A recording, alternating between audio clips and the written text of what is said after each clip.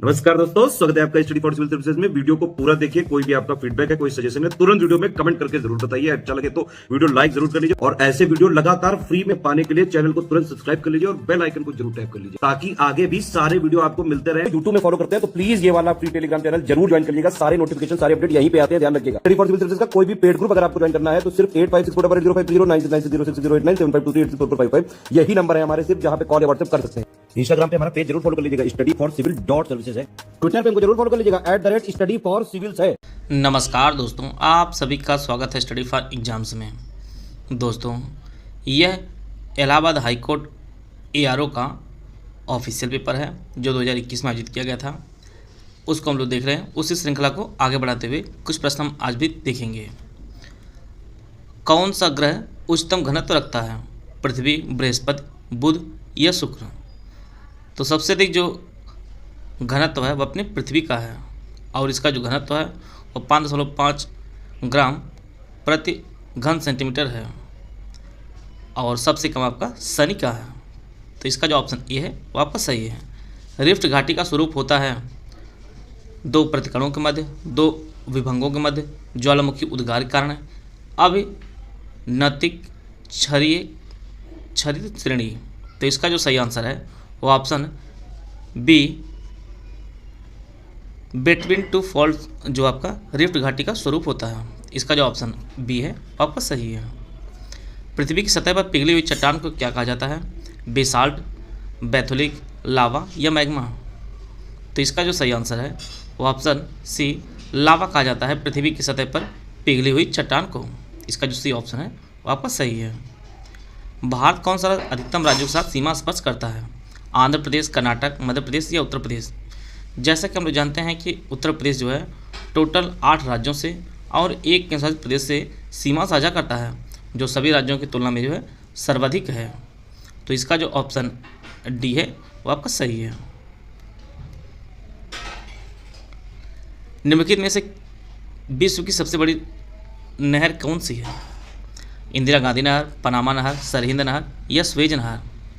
तो विश्व की जो सबसे बड़ी नहर है वह आपके स्वेज नहर है। इसका जो ऑप्शन डी है वो आपका सही है। आते हैं अगला प्रश्न लोग। निम्न में से किस स्थान पर वस्तु का भार अधिकतम होता है?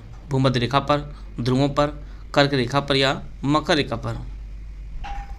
वस्तु का जो अधिकतम भार होता है वह पोल पर होता है, ध्रुवों पर होता है। इसका जो ऑप्शन बी है वो आपका सही है। तकला मकान मरुस्थल कहाँ पर स्थित है? मध्य एशिया में, दक्षिण अफ्रीका में, अफ्रीका के सहारा का दक्षिणी तट या पश्चिमी एशिया? तकला मकान जो मरुस्थल है यह मध्य एशिया में स्थित है और यह आपके चाइना में स्थित है। इसका जो ऑप्शन ए है वो आपका सही है।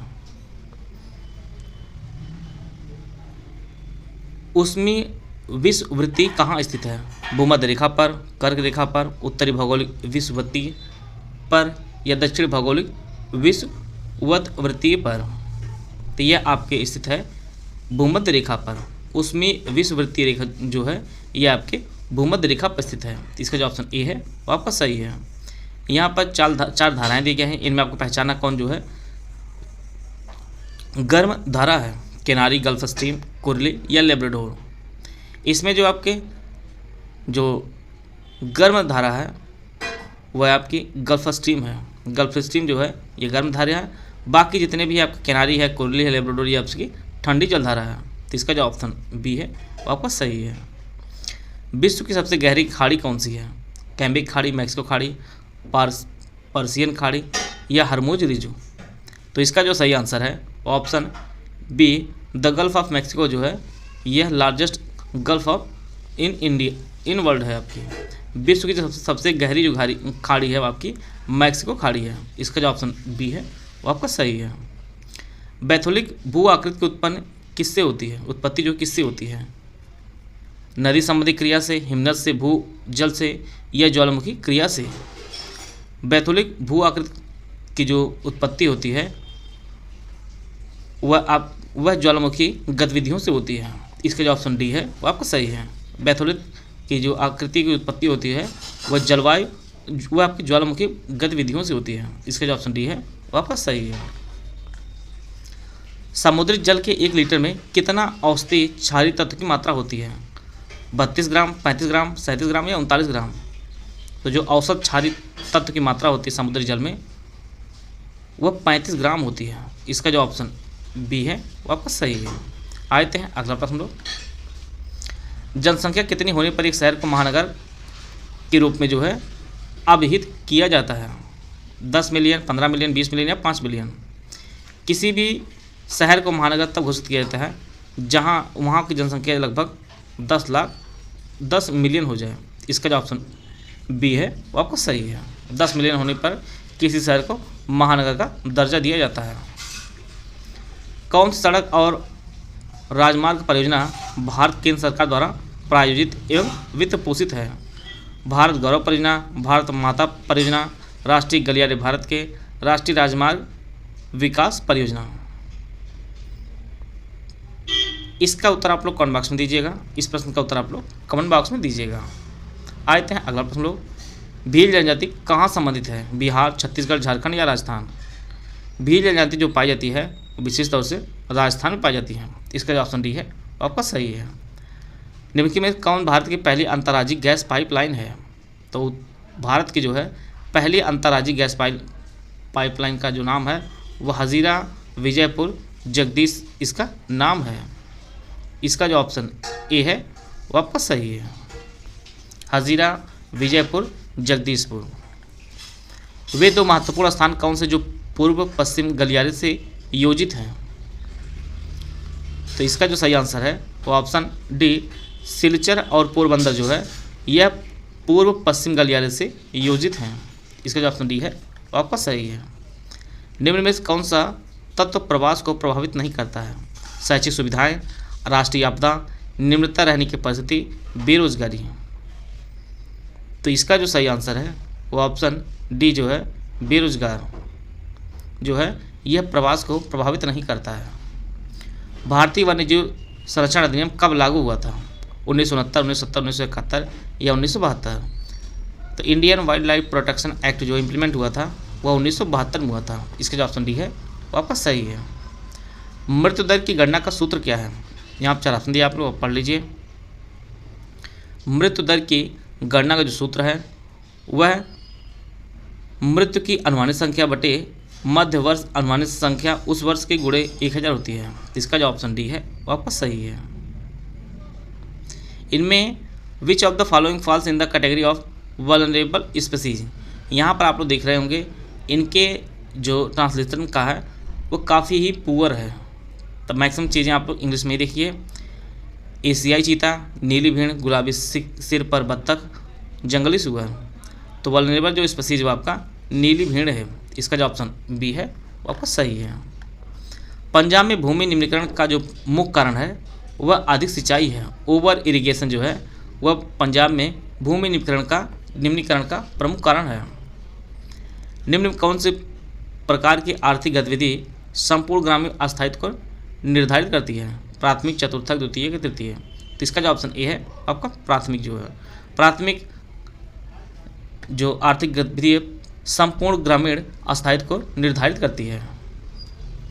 भारत का वह प्रथम राज्य कौन सा जहां पर संपूर्ण राज्य के घरों की छतों पर बारिश के पानी का संचयन जरूरी कर दिया गया है? आंध्र प्रदेश, कर्नाटक, केरल या तमिलनाडु? तो इसका जो ऑप्शन डी है वापस सही है। तमिलनाडु में जो है सभी घरों की छतों पर बारिश के पानी का संचयन करना जरूरी है। किसके अंतर्गत ज्वारी ऊर्जा को रखा जाता है? ज्वारी ऊर्जा जो है यह रिप्लेसेबल के अंतर्गत रखा जाता है, पुनर्भरणीय। इसका जो ऑप्शन डी है वो आपका सही है। कौन सा कारक निर्धारक तत्व नहीं है जिसकी प्रभावशीलता से जनसंख्या वितरण होता है? पानी की उपलब्धता, जलवायु, निर्जातीय, भू आकृति? तो इसका जो ऑप्शन सी है निर्जातीय जो है यह निर्धारक कारक नहीं होता है जिसकी प्रभावशीलता से जनसंख्या का वितरण होता है। शून्य जुताई खेती का प्रमुख लाभ क्या है? निम्न मृदा क्षरण, निम्न निराई, उर्वरक जरूरत को कम करना, पानी की ज़रूरत को कम करना?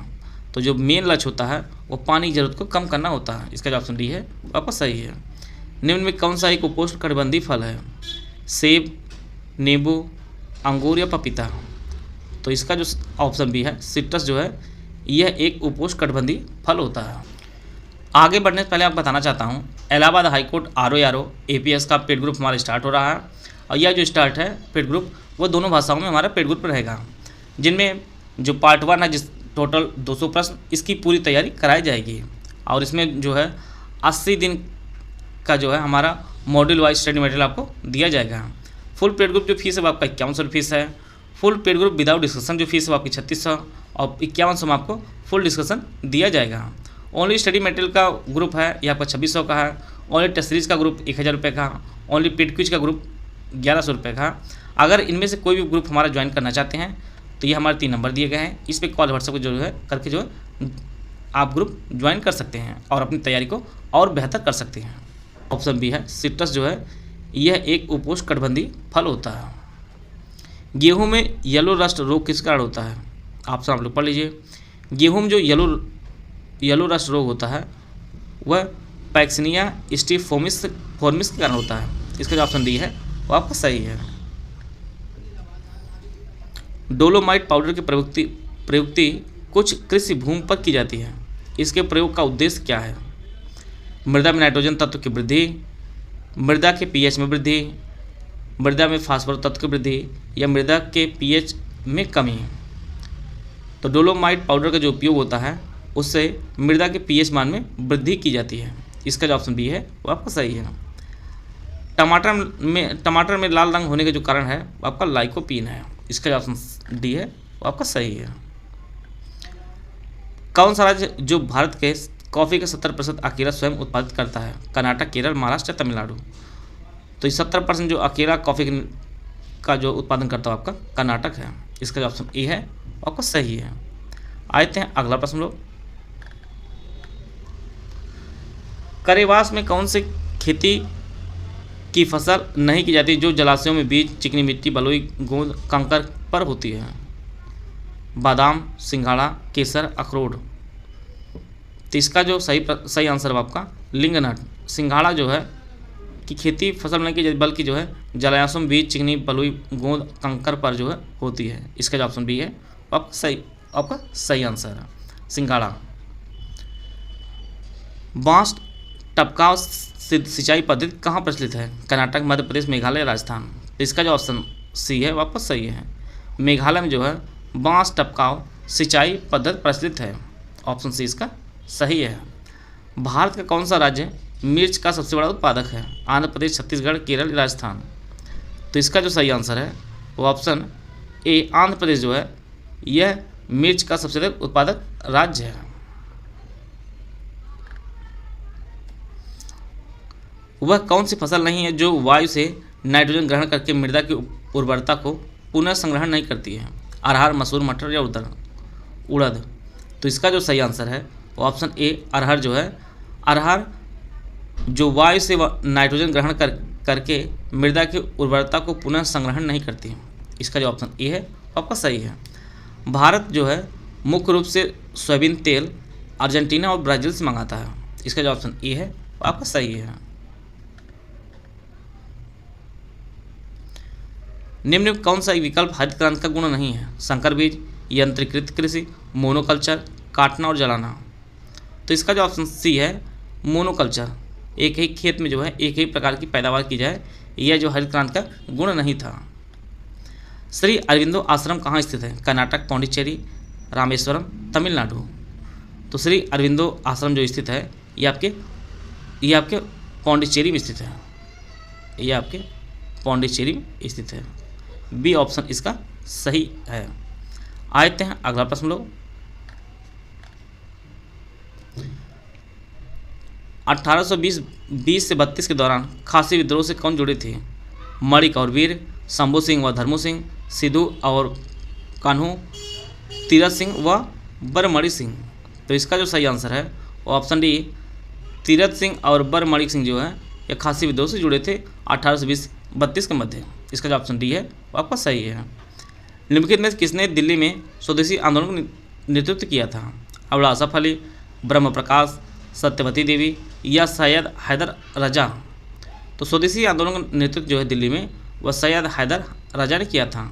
डी ऑप्शन इसका सही है। इंडियन नेशनल आर्मी को बढ़ाने में सुभाष चंद्र बोस की सहायता किसने की थी? सूर्य सेन, जतिननाथ दास, रास बिहारी बोस या शहनवाज खान? तो इनकी सहायता जो है रास बिहारी बोस ने की थी। इसका जो ऑप्शन सी है वो आपका सही है। मदर इंडिया पुस्तक किसने लिखी थी? Annie Besant, Katherine Frank, Katherine Mayo, Sister Nivedita? तो इसका जो ऑप्शन सी है, कैथरीन मेयो ने जो है मदर इंडिया नामक पुस्तक लिखी थी और इसी नाम से जो है बॉलीवुड में फिल्म बनी है। आए थे अगला प्रश्न लोग। भारत के स्वतंत्रता संघर्ष के दौरान निम्नलिखित में से किसने सत्यमेव जयते नारे का प्रयोग किया था? बाल गंगाधर तिलक, बंकिम चटर्जी, मोहम्मद इकबाल या पंडित मदन मोहन मालवीय? तो इसका जो सही आंसर है वो ऑप्शन डी, पंडित मदन मोहन मालवीय ने जो है सत्यमेव जयते का नारे का प्रयोग किया था। इसका जो ऑप्शन डी है वो आपका सही है। आचार्य विनोबा भावे ने भूदान आंदोलन का शुभारंभ किस स्थान से किया था? पोचमपल्ली, रायपुर, उदयगिरी, वेंकटगिरी? आचार्य विनोबा भावे ने जो है भूदान आंदोलन जो शुरुआत की थी ये आपके पोचमपल्ली से की थी। इसका जो ऑप्शन ए है वो आपका सही है। इंडिया विंस फ्रीडम जो आत्मकथा है यह किसकी है? अबुल कलाम आज़ाद, आर.सी. मजूमदार, सैयद अहमद खां या जाकिर हुसैन? तो इसका जो ऑप्शन ए है वो आपका सही है। अबुल कलाम आज़ाद की जो आत्मकथा है इंडिया विंस फ्रीडम है। हम लोग इलाहाबाद हाईकोर्ट RO के कुछ मोस्ट इंपॉर्टेंट प्रश्नों को हम लोग देख लिए हैं। आशा है आप सभी को बहुत कुछ जानने को मिला होगा। मिलते हैं नेक्स्ट वीडियो में, तब तक जय हिंद, जय भारत।